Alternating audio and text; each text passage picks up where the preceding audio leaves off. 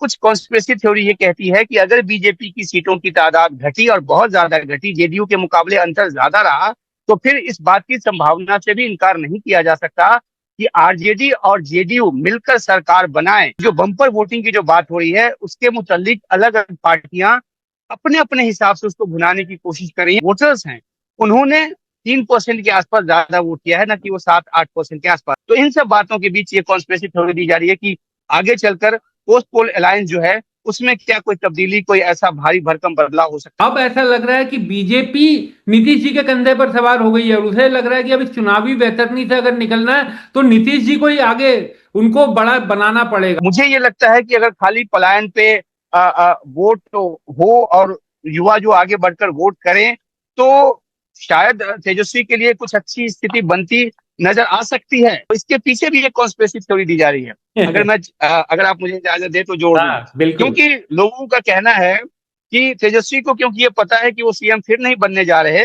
CM बनने की सूरत हाल तभी बनेगी जब महागठबंधन और जेडीयू के बीच अलायंस होगा, और अलायंस तभी होगा जब नीतीश को सीएम मानेंगे।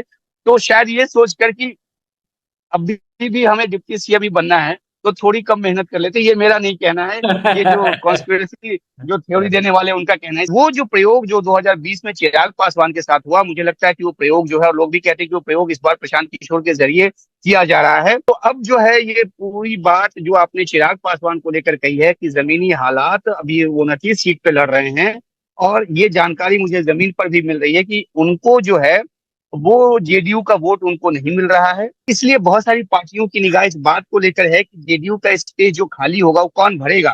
तो चिराग पासवान अपने आप को उस तौर पर देख रहे हैं, बटोगे तो कटोगे, एक रहोगे तो सेफ रहोगे। तो ये तो हालांकि कहा जा रहा है हिंदू वोटों के लिए, लेकिन ये कहीं ना कहीं एक तरह से एक मैसेज दे रहा है मुस्लिम वोटों को भी कि अगर हम भी कटेंगे, बटेंगे तो कटेंगे। उनके बारे में कुछ कॉन्स्पिरेसी थ्योरिस्ट जो है वो ये भी कहते हैं कि वो ओवरऑल बीजेपी के आदमी है और बीजेपी को फायदा पहुंचाने के लिए काम कर रहे हैं।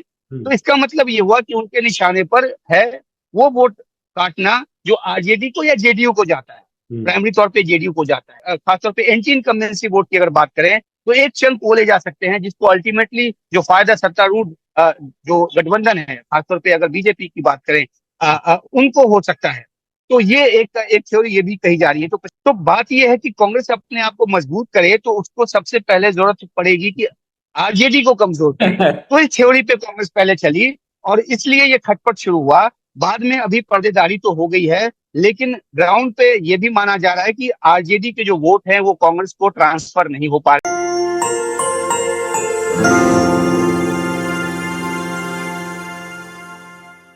नमस्कार, मैं हूं विक्रांत यादव और आप देख रहे हैं आपका अपना चैनल द स्वतंत्र।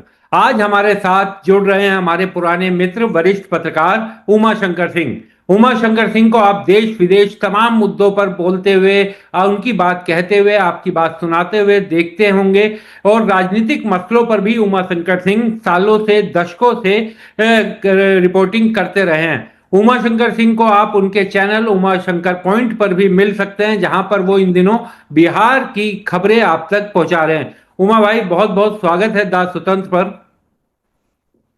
बहुत बहुत शुक्रिया विक्रांत भाई ये मौका देने के लिए। उमा भाई, क्या अपने घर पहुंचे हुए हैं, घर की छत पर, तो क्या क्या देखा बिहार में अभी तक घूमते हुए? पहले चरण का मतदान हो गया, हमारे स्वतंत्र के दर्शकों को भी बताइए कि उमा शंकर सिंह को बिहार के चुनाव में अब तक क्या क्या देखने को मिला। ये देखिए विक्रांत, मैं यहाँ पे वोटिंग की एक रात पहले यहाँ पे पहुंचा, हालांकि देर से पहुंचा, लेकिन वोटिंग के दिन पटना और आसपास के इलाकों में घूमा। उसके बाद कल जो है वो पश्चिम चंपारण की तरफ था, बगहा, चनपटिया, इन सब इलाकों से होता हुआ मिथिलांचल मधुबनी पहुंच गया हूँ। तो जो पिछले 2-2.5 दिनों में जो कुछ भी मैंने देखा है उसमें कई सारी जमीनी चीजें हैं और कई सारी जो है वो जो विश्लेषणात्मक बातें हैं वो भी हैं। तो हम एक एक करके आपसे साझा करेंगे। सबसे पहले तो मैं आपको यही बताऊं कि बड़ी चर्चा इस बात को लेकर कि पहले फेज में जो बम्पर वोटिंग हुई है, और बम्पर वोटिंग जो हुई है उसके भी कई आयाम हैं। मेरी कुछ जानकारों से बात हो रही थी, उनका ये कहना था कि वोटिंग की अगर नंबर की बात करें तो बहुत ज्यादा नंबर नहीं बढ़ा है, वो 3% के आसपास जरूर बढ़ा है। वो 7%, 8% या 9% नहीं है। लेकिन इसके पीछे की जो बड़ी वजह है वो ये है कि एसआईआर में जिस तरीके से 65 लाख या 69 लाख लोगों के जो नाम है वो कटे और तकरीबन 19 लाख के जुड़े भी, तो जो 45-46 लाख है जो नाम कटे, तो ओवरऑल जो नंबर है वो नीचे आया। और क्योंकि लोगों ने उसी तादाद में या उससे थोड़ा आगे बढ़कर वोट किया, तो ये परसेंटेज बहुत ज्यादा बढ़ा हुआ लग रहा है, जो कि एक्चुअल में फैक्ट नहीं है। एक्चुअल में जो नंबर, जो वोटिंग नंबर है, जो वोटर्स हैं, उन्होंने 3% के आसपास ज्यादा वोट किया है, ना कि वो 7-8% के आसपास। हालांकि ये भी बात सही है कि जो बम्पर वोटिंग की जो बात हो रही है, उसके मुतालिक अलग अलग पार्टियां अपने अपने हिसाब से उसको भुनाने की कोशिश कर रही हैं, अपने अपने हिसाब से उसमें दलील दे रही हैं कि ये हमारे लिए हुआ है, ये हमारे लिए हुआ है। जैसे कि जन स्वराज के जो नेता हैं प्रशांत किशोर, उन्होंने साफ तौर पे कहा है कि जो प्रवासी मजदूर जो दिल्ली से आए थे छठ के लिए, वो रुककर उन्होंने वोटिंग किया है, और इसमें वो अपने लिए एक एक विंडो देख रहे हैं, एक बड़ा कैनवास देख रहे हैं। इसी तरह अगर आरजेडी की बात करें, तो उनको लगता है कि ये बदलाव के लिए वोट हुआ है, महागठबंधन के लिए वोट हुआ है, और वो अपने पक्ष में इसको मान रहे हैं। दूसरी तरफ बीजेपी, जो कि सांगठनिक ताकतों की वजह से जानी जाती है, लड़ती है, बहुत ही संगठित तौर पे चुनाव लड़ती है, उनको लगता है कि ये वोटिंग जो है वो उनकी कोशिशों का नतीजा है। और दूसरी तरफ सबसे अहम बात, जहां तक जेडीयू की बात है, जेडीयू के समर्थक जो है खासे उत्साहित हैं, क्योंकि महिला वोटर जिस तरह से बाहर निकलकर उन्होंने वोट किया है और वोटिंग परसेंटेज ज्यादा बढ़ी है, तो उनको लगता है कि नीतीश कुमार के लिए जो वोटिंग है वो की जा रही है। महिलाओं ने तो खैर वोट किया ही है, लेकिन एक जो पहले चरण के मतदान के बाद इस तरह की, क्योंकि मैं कई विशेषज्ञों से, कई वरिष्ठ पत्रकारों से भी बात की जो इस इलाके में घूम रहे हैं, उनका ये कहना है कि अभी बिहार में केवल पहले चरण का मतदान हुआ है, दूसरे चरण का मतदान भी होने दीजिए, और इंतजार तो आपको वोटिंग के दिन का करना पड़ेगा। नीतीश कुमार जिस तरीके से सक्रिय हुए, नीतीश कुमार जिस तरीके से उनका जो विजुअल आया, वो सड़क के रास्ते गए प्रचार करने, प्रधानमंत्री के साथ नहीं दिखाई दिए और अपना उन्होंने प्रचार किया। कहा जा रहा है कि जो नेगेटिविटी दिखाई दे रही थी चुनाव से पहले, वो एकदम अब खत्म हो चुकी है और ये चुनाव नीतीश सेंट्रिक भी हो गया है। लेकिन असली खेल जो होगा उसके लिए आपको इंतजार करना पड़ेगा 14 तारीख नतीजों का। तो उमा भाई, क्या चर्चाएं चल रही हैं, किस तरह की खुसर फुसर वहां पर हो रही है? देखिए, आपने बहुत नब्ज पे हाथ रख दिया है ये बात करके, क्योंकि कई तरह की कॉन्स्पिरेसी थ्योरी जो है वो यहाँ पर दी जा रही है।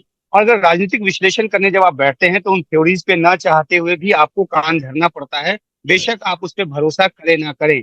तो जो आप बात कह रहे हैं निगेटिविटी की, अगर मैं उसको सही अर्थों में समझ रहा हूँ, तो जो एक निगेटिविटी जो बीजेपी और जेडीयू के बीच पैदा हुआ, जो कि लंबे अरसे से चला आ रहा है, 2020 का चुनाव भी मैंने यहाँ पे कवर किया, और मुझे याद है कि नतीजे के कई दिनों के बाद सीएम बनने को तैयार हुए, और ये भी बीजेपी नेताओं की तरफ से या फिर जेडीयू के खुद ललन सिंह जैसे नेताओं की तरफ से ये कहा जाता है कि जब प्रधानमंत्री मोदी ने खुद उनको फोन किया, तब जाकर वो सीएम बनने को तैयार हुए। उसके पृष्ठभूमि में वजह ये थी कि उनको लग रहा था कि कहीं ना कहीं उनकी पार्टी को नीचे, उनकी पार्टी की सीटों की तादाद को नीचे ले जाने में बीजेपी का हाथ रहा है, और मार्जिनलाइज करने की उनको कोशिश लगातार की जाती रही है। तो वो पृष्ठभूमि है। आज जो ताजा हालात हैं, वो भी इस बात को लेकर कहीं ना कहीं संकेत देते हैं कि नीतीश कुमार और या उनके जो नजदीकी जो घेरा है, जो रणनीतिकारों का घेरा है, उनको ये लगता है कि बीजेपी ने जेडीयू को नुकसान पहुंचाने की कोशिश की है कई तरीकों से। हालांकि जेडीयू और जो बीजेपी है वो लगातार एका का बात करते रहे हैं, बीजेपी की तरफ से लगातार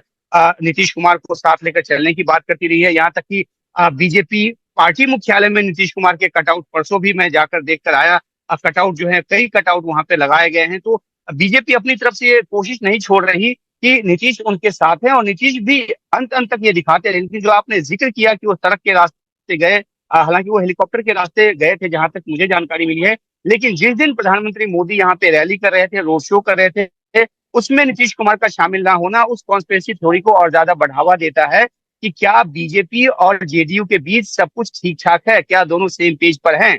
यहां मैं अपनी बात कहना चाहता हूं।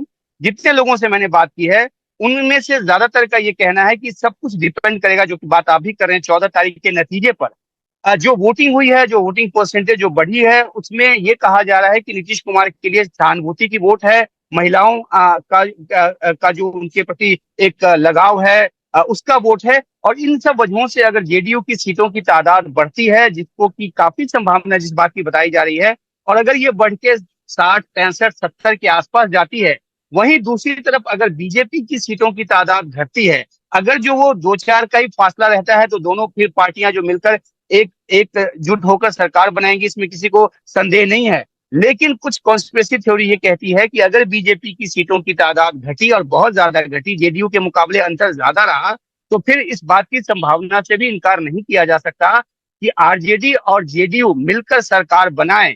अब आप कहेंगे कि ये तो बहुत बार पलटने की बात हो गई है, हो सकता है इस वजह से ये थ्योरी दी जा रही हो, लेकिन कुछ नुआंसेज ऐसे हैं जिसको जिसको देखने पर लगता है कि ये भी संभव है। क्योंकि एक बात तो जो जेडीयू समर्थक या नीतीश समर्थक है वो मानते हैं कि जो बीजेपी है उनका उनके उस पार्टी का जो रवैया है वो बहुत सही नहीं रहा है। और खासतौर पे ललन सिंह जैसे नेताओं को जिस तरह की भाषा उनकी है, विधानसभा जो विधायक दल के नेता ही चुनेंगे जो कि जेडीयू के नेता होकर ऐसी बात कर रहे हैं, तो ये भी अंदर खाने ये खबर है, ये बात चर्चा में है कि क्या ललन सिंह जैसे नेताओं को साध कर बीजेपी अपनी कोई मंशा हासिल करना चाहती है। तो इन सब बातों के बीच ये कॉन्स्पिरेसी थ्योरी दी जा रही है कि आगे चलकर पोस्ट पोल अलायंस जो है उसमें क्या कोई तब्दीली, कोई ऐसा भारी भरकम बदलाव हो सकता है या नहीं। तो हम सबको इंतजार करना पड़ेगा, जो जिस बात की तरफ आप इशारा कर रहे हैं।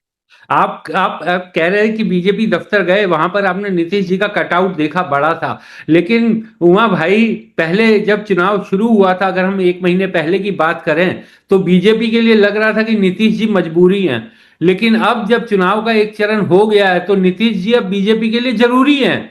तो परिस्थिति थोड़ी बदलती हुई तो दिखाई दे रही है। जिस नीतीश जी को जिस तरीके से वो बोल रहे थे, जो अमित शाह ने बोला था कि विधायक दल तय करेंगे, गृह मंत्री के बोलने के बाद फिर जिसका आपने जिक्र किया ललन सिंह भी वही भाषा बोले।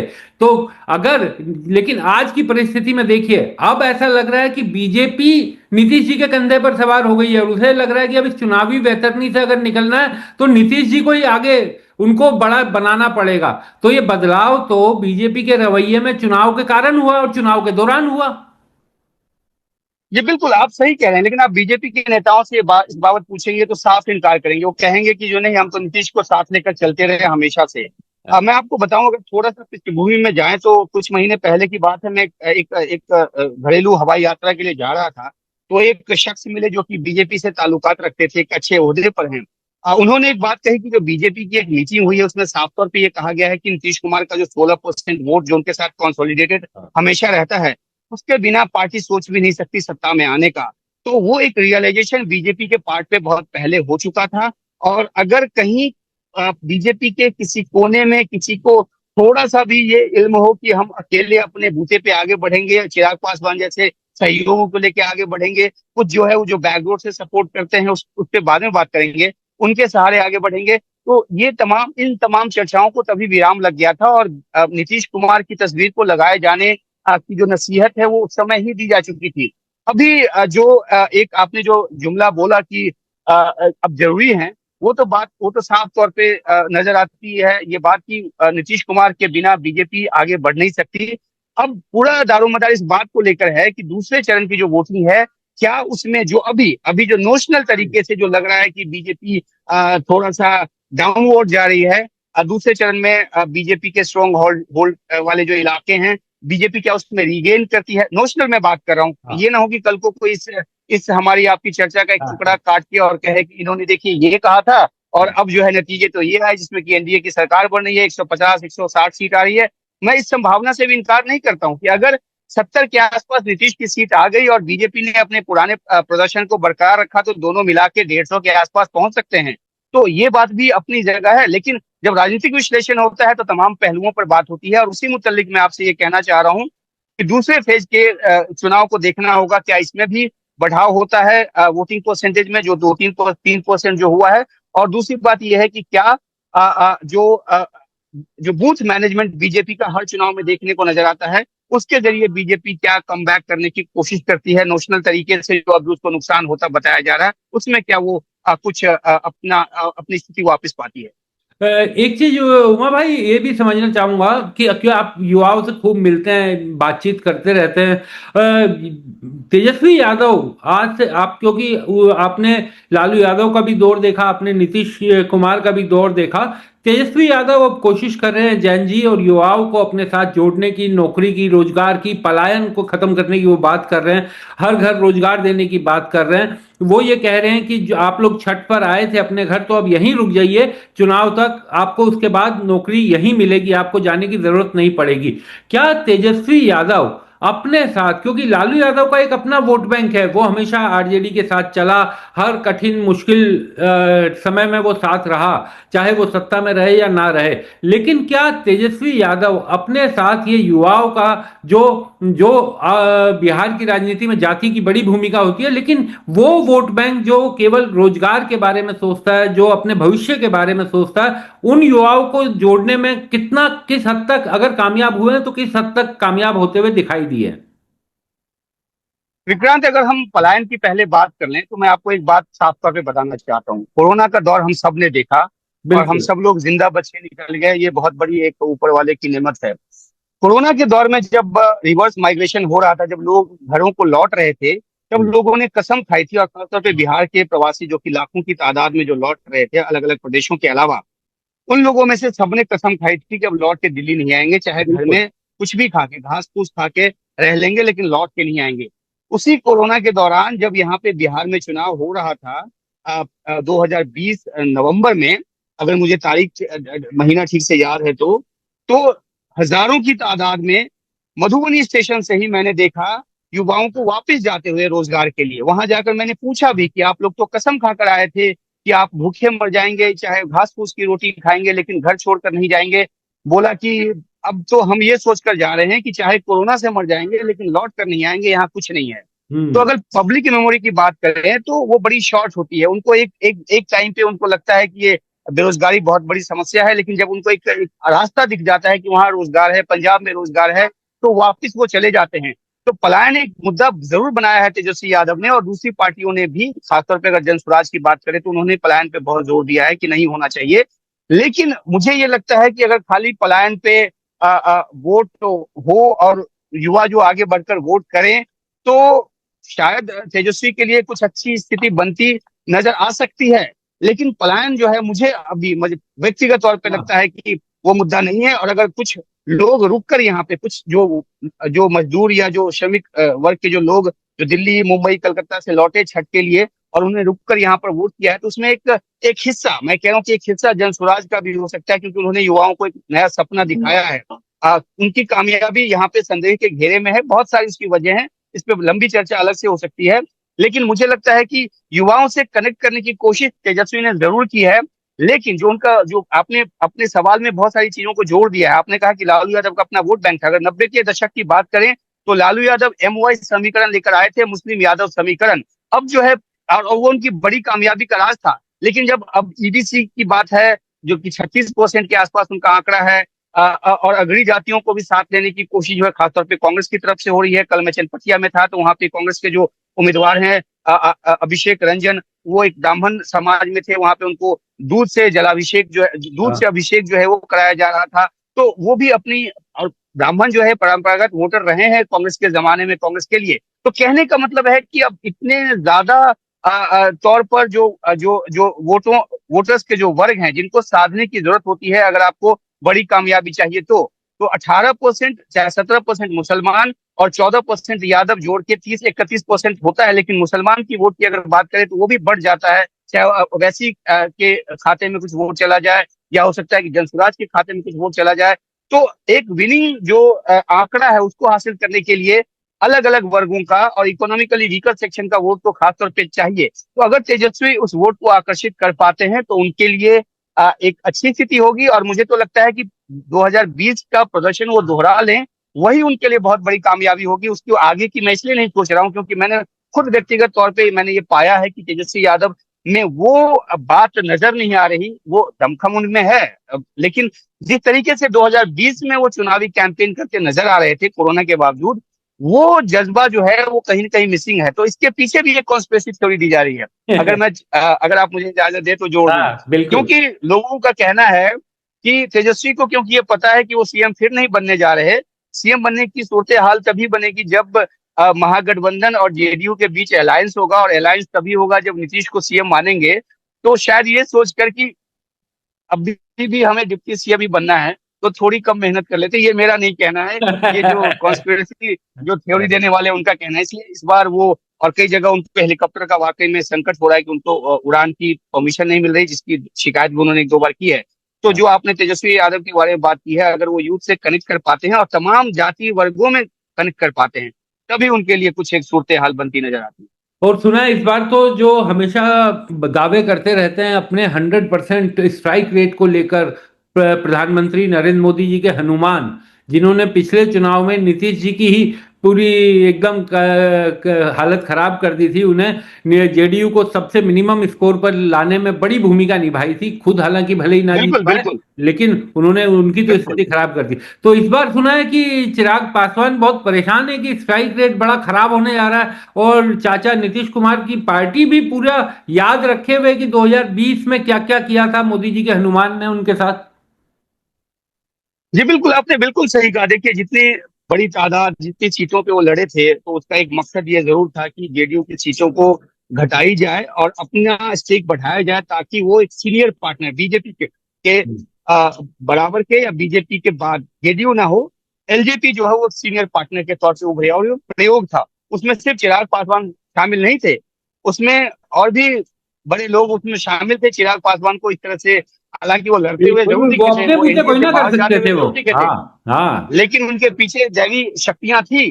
और इस बार वही भूमिका जो है, लोग कहते हैं कि इस बार वही भूमिका जो है वो जनसुराज के प्रशांत किशोर निभा रहे हैं, क्योंकि हाँ, उन्होंने जितनी तादाद पे अपने कैंडिडेट्स उतारे हैं, वो ठीक है। अगला वोट जो है वो बीजेपी के भी काट रहे हैं। पहले पेज में भी इस तरह की जानकारी आई कि जो खासतौर पे जो, अगर ब्राह्मण वोट की बात करें या कुछ परसेंटेज भूमियार वोट की बात करें या यहाँ तक कि राजपूत वोट की बात करें, तो अगड़ों के नेता बनने की कोशिश में वो तो हालांकि हर जाति हर धर्म की बात करते हैं, लेकिन क्योंकि एक विकल्प के तौर पे अगड़े जो है उनको देख रहे हैं, तो कुछ वोटिंग परसेंटेज उनको उनका भी मिल रहा है, तो इससे कहा जा रहा है कि बीजेपी को वो नुकसान पहुंचा रहे हैं। लेकिन जिस बड़ी तादाद में उन्होंने ईबीसी उम्मीदवारों को टिकट दिया, तो सीधा सीधा सेंध जो है न सिर्फ आरजेडी बल्कि जेडीयू के कैंडिडेट्स पर भी वो लगा रहे हैं। तो वो जो प्रयोग जो 2020 में चिराग पासवान के साथ हुआ, मुझे लगता है कि वो प्रयोग जो है, और लोग भी कहते हैं कि वो प्रयोग इस बार प्रशांत किशोर के जरिए किया जा रहा है। हालांकि प्रशांत किशोर इन सब बातों से साफ इनकार करते हैं और कहते हैं कि वो अपनी एक ताकत के साथ और अपने एक जज्बे के साथ वो बिहार को नई दिशा देने की कोशिश कर रहे हैं। तो अब जो है ये पूरी बात जो आपने चिराग पासवान को लेकर कही है कि जमीनी हालात, अभी वो 29 सीट पे लड़ रहे हैं, और ये जानकारी मुझे जमीन पर भी मिल रही है कि उनको जो है वो जेडीयू का वोट उनको नहीं मिल रहा है। और उनके सीटों की तादाद कितनी रहेगी, क्योंकि पिछली बार जब इतनी सीटों पे लड़े थे, 200 हाँ। शायद 40 इस 43 बार तो वही इस सीटों बार पे लड़े तो थे, इस बार तो उमा भाई उनकी एक सीट जीते थे। 18-19 सीट तो इस बार चिराग की वो है जिन पर उनका सीधा मुकाबला आरजेडी के कैंडिडेट से है, और जो राज्य की मुख्य विपक्षी दल है वो, उसका सामना करने के लिए चिराग को सीट दी गई है, तो स्थिति तो खराब जी होनी है। बिल्कुल।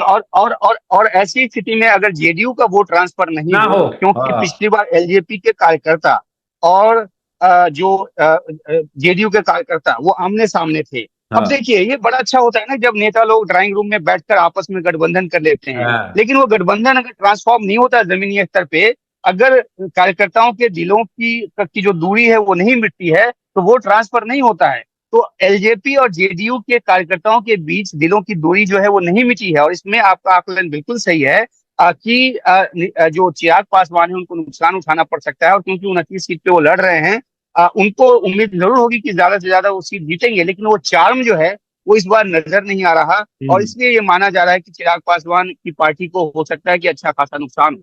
अरे भाई, नीतीश जी की छवि को लेकर कभी इस तरीके की बातें तेजस्वी या राबड़ी या लालू यादव भी नहीं करते।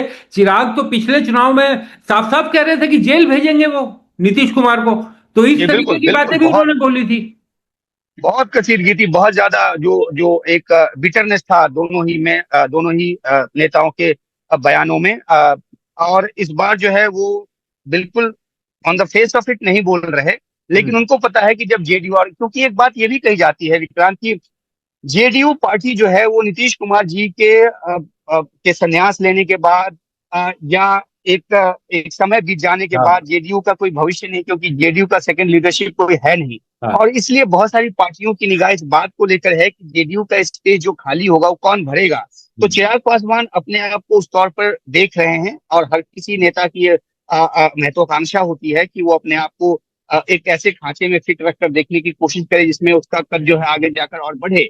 लेकिन बात यही है कि जो जो जो आपस में कार्यकर्ताओं का जो मेल नहीं होगा, तो वो जाहिर सी बात है कि वो वोटों में ट्रांसफर नहीं होगा। तो ये विभेद नजर आ रहा है, और इस पे जरूर तेजस्वी जो है, माफ कीजिएगा, जो चिराग हैं वो कुछ ना कुछ काम जरूर कर रहे होंगे, लेकिन फौरी तौर पे जमीनी स्तर पे उनके लिए बहुत अच्छे संकेत नहीं।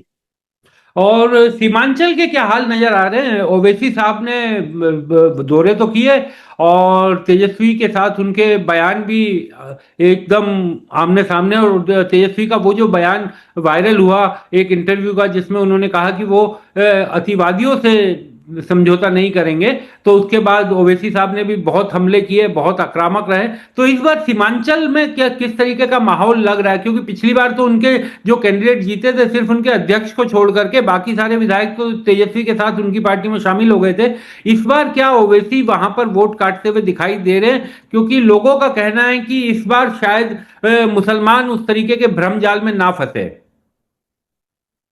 देखिए, अब मुझे लगता है कि आपने जहां जिन लोगों से भी बात की है, उन्होंने एक सही तस्वीर आपको दी है। हम्म। और सीमांचल में जो स्थिति अभी है, उसमें एक तो बहुत बड़ा फैक्टर पप्पू यादव का है। हाँ। और पप्पू यादव ने अपने हिसाब से कांग्रेस पार्टी को इस इलाके में चलाने की कोशिश की है। हालांकि वो पूरी कांग्रेस को, बिहार कांग्रेस को चलाने की कोशिश कर रहे थे, और काफी हद तक कामयाब भी हुए। और इसी वजह से हमने आरजेडी और कांग्रेस के बीच की जो दूरी है, क्योंकि हमने जेडीयू और बीजेपी की बड़ी बात कर ली, हमारा जो वक्त का तकाजा है वो ये भी कहता है कि जो कांग्रेस और आरजेडी के हाँ। बीच जो एक खटास आया, और बाद में अशोक गहलोत को आना पड़ा, ओल्ड गार्ड को आना पड़ा, क्योंकि न्यू गार्ड यहाँ पे कुछ और चाह रहे थे और किसी और तरीके से चल रहे थे। तो वो कसीदगी भी अपनी जगह है। जो मैं पप्पू यादव की बात कर रहा था, सीमांत क्षेत्र में उन्होंने एक कंसोलिडेट करने की कोशिश की है, और ये माना जा रहा है कि कांग्रेस अपेक्षाकृत अपेक्षाकृत सीमांचल में अच्छा प्रदर्शन करेगी। जहां तक तेजस्वी यादव और मुस्लिम वोट की बात है, तो मुसलमानों ने इस बार उस नारे पे खास तौर पे ध्यान दिया है, जो कि बीजेपी के नेताओं की तरफ से और उत्तर प्रदेश के सीएम योगी की तरफ से कहा जा रहा है, जो कि हिंदुओं के लिए कहा जा रहा है कि कटोगे तो बटोगे तो कटोगे, एक हम्म। रहोगे तो सेफ रहोगे। तो ये तो हालांकि कहा जा रहा है हिंदू वोटों के लिए, लेकिन ये कहीं ना कहीं एक तरह से एक मैसेज दे रहा है मुस्लिम वोटों को भी कि अगर हम भी कटेंगे, बटेंगे तो कटेंगे। तो जो आप कह रहे हैं कि शायद ओवैसी को तमाम मेहनत के बावजूद और तमाम एक बेस होने के बावजूद, तमाम तकरीरों के बावजूद, बहुत अच्छी तकरीर करते हैं वो, बहुत ही बिल्कुल। मनभावन तकरीर करते हैं, तो शायद उस लेवल पे मुसलमान जो हैं उनको वोट ना करें, क्योंकि मुसलमानों को इस खतरा लग रहा है कि अगर इस बार भी पिछली बार की तरफ बटे, तो शायद जो आरजेडी, जो कि एमओआई समीकरण को लेकर बहुत मजबूती से आगे चलती है, तो शायद अल्टीमेटली मुसलमानों को लगता है कि उनको भी एकजुट होकर वोट करने की कोशिश करनी चाहिए। और इस बार न सिर्फ सीमांचल बल्कि मिथिलांचल में भी ओवैसी ने कैंडिडेट दिए थे। पिछली बार उन्होंने मेरे ख्याल से 24 सीट पे ही चुनाव लड़ा था, इस बार वो 30 से या 35 सीटों पे वो चुनाव लड़ रहे हैं। और यहाँ मिथिलांचल में भी कई विधानसभा क्षेत्र में जो मुस्लिम वोटर हैं उनकी तादाद अच्छी खासी है।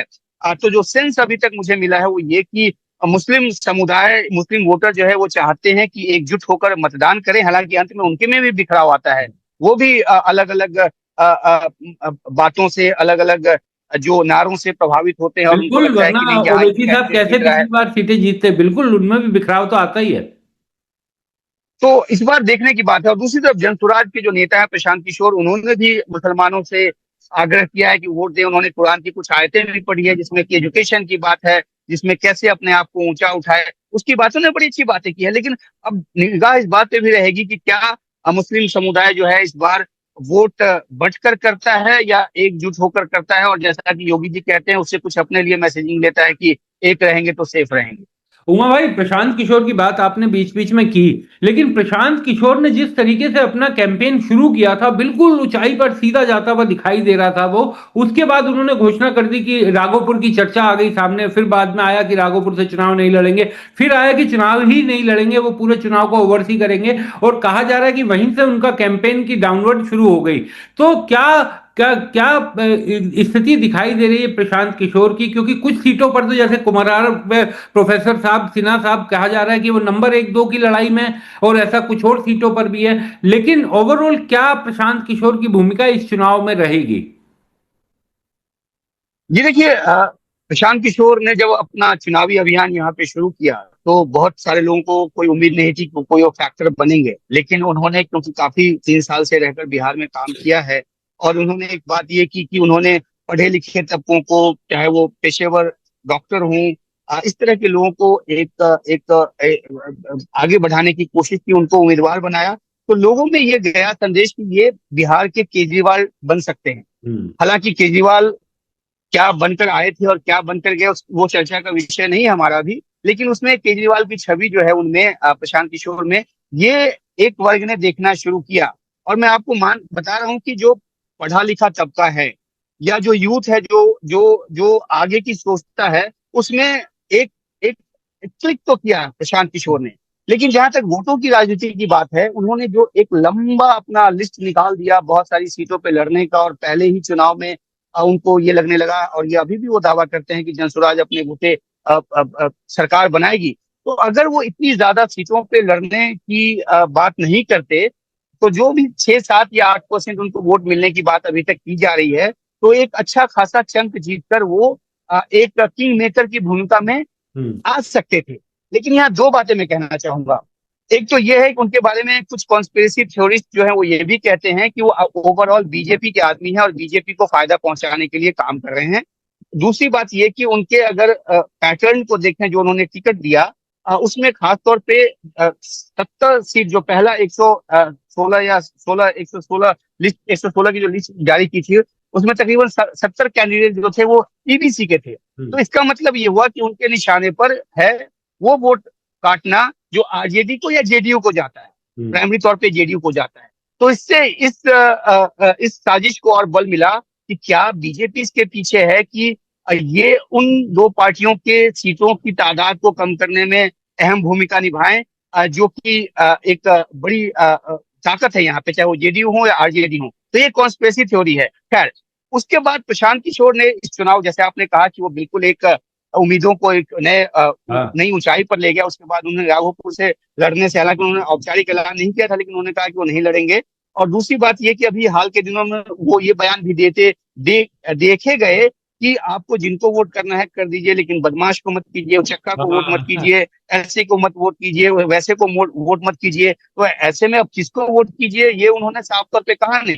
तो ये माना जाता है कि उनका मैदान में होना, जो कुछ भी परसेंट, चाहे वो ½ % हो, 400 वोट हो, 500 वोट हो, हाँ। किसी भी सीट पर वो किसी का काटेंगे तो वहां के विनिंग कैंडिडेट का काटेंगे। और उनके लिए ये एक खासतौर पे एंटी इनकम्बेंसी वोट की अगर बात करें, तो एक चंक वो ले जा सकते हैं जिसको अल्टीमेटली जो फायदा सत्तारूढ़ जो गठबंधन है, खासतौर पे अगर बीजेपी की बात करें, उनको हो सकता है। तो ये एक थ्योरी ये भी कही जा रही है। तो प्रशांत किशोर एक भूमिका में आए, एक अंपायर के तौर पर उन्होंने यहाँ काम करने की कोशिश की, लेकिन अभी उनको लेकर बहुत ज्यादा कुछ उम्मीद भरी बातें यहाँ पर नहीं की जा रही। उमा भाई, क्योंकि समय बस इतने की इजाजत दे रहा है, लेकिन चलते चलते एक सवाल और पूछना चाहूंगा कि कांग्रेस बड़े भरे मन से उसने तेजस्वी यादव के नाम की घोषणा की, बड़े दबाव के बाद घोषणा की। क्या अब कांग्रेस और आरजेडी में सब ठीक चल रहा है प्रचार के लेवल पे, ग्राउंड पे? देखिए, यहाँ पे भी कॉन्स्पिरेसी थ्योरिस्ट को लाना पड़ेगा मुझे, क्योंकि हर पार्टी गठबंधन के हर दल के बीच के खटपट को लेकर अलग अलग तरह की बातें यहाँ पे की जाती हैं। जल्दी जल्दी मैं आपको ये बता दूं कि कांग्रेस पार्टी को अमूमन जो मुझे जानकारी मिली, पप्पू यादव चाहे तो इसका खंडन कर सकते हैं, उन्होंने एक राय दी कि आप जब तक मजबूत नहीं होगे बिहार में, जब तक आरजेडी कमजोर नहीं होगी, हाँ। नहीं तो आप उसके पीछे पीछे हमेशा घूमते रहोगे। तो यहाँ पे कृष्णा लवरू थे जो कि यंग हैं कांग्रेस के, राहुल गांधी का मैंडेट, या उस हिसाब से कहें तो जो नए संगठन महामंत्री हैं उनका मैंडेट उनको हासिल है। तो उन्होंने उन सीटों पे जिद करना शुरू किया जो आरजेडी कभी देती नहीं है और दी भी नहीं, और 11 सीटों पे लफड़ा जो है वो रह गया अंत तक, रह गया। जब तक इनको सीएम कैंडिडेट घोषित किया गया। तो खैर, एनीवेज, तो बात यह है कि कांग्रेस अपने आप को मजबूत करे तो उसको सबसे पहले जरूरत पड़ेगी कि आरजेडी को कमजोर करे। तो इस थ्योरी पे कांग्रेस पहले चली और इसलिए ये खटपट शुरू हुआ। बाद में अभी पर्देदारी तो हो गई है, लेकिन ग्राउंड पे ये भी माना जा रहा है कि आरजेडी के जो वोट हैं वो कांग्रेस को ट्रांसफर नहीं हो पा रहे हैं। कांग्रेस की हमेशा, वैसे आप यूपी में देखें तो कांग्रेस की हमेशा ये भी शिकायत रही जब वो सपा के साथ लड़ रही थी, हाँ। कि सपा का वोट कांग्रेस को ट्रांसफर नहीं हुआ, और वैसे ही कांग्रेस का वोट जो है वो आरजेडी को ट्रांसफर नहीं हो रहा। तो ये बात भी यहाँ पे जमीनी तौर पे जो जो लोग हैं वो कह रहे हैं, और इसका नुकसान जो है महागठबंधन को उठाना पड़ेगा, ये बात भी साफ तौर पे यहाँ पे कही जा रही है। लेकिन कोशिश आरजेडी की है कि कम से कम पुराना जो अपना प्रदर्शन है उसको इंटैक्ट रखें और जोर सारा इस बात को लेकर है। और दूसरी तरफ कांग्रेस भी अलग अलग इलाकों में कई जगहों पे उन्होंने नए और पढ़े लिखे काफी उम्मीदवार जो है वो दिए हैं, वो अपने अपनी भरसक कोशिश कर रहे हैं। और उनको लगता है कि शायद वो, क्योंकि एक 20 साल से एंटी इनकम्बेंसी की बात की जा रही है, 20 साल के एंटी इनकम्बेंसी की बात की जा रही है, तो वो इस बात पे काफी कुछ रिलाई कर रहे हैं कि शायद उनको इस बार मौका मिले। बहुत बहुत शुक्रिया उमा भाई, आपने तमाम चीजें बताई, हमारे दर्शकों को भी बताया कि बिहार की क्या इस समय तस्वीर चल रही है। और बिहार चुनाव तक तो कम से कम अनुरोध करेंगे बीच बीच में आपसे मुलाकात की जाए, दर्शकों तक उनकी बात पहुंचाई जाए। बहुत बहुत शुक्रिया। बिल्कुल बिल्कुल बिल्कुल बिल्कुल, शुक्रिया विक्रांत, शुक्रिया।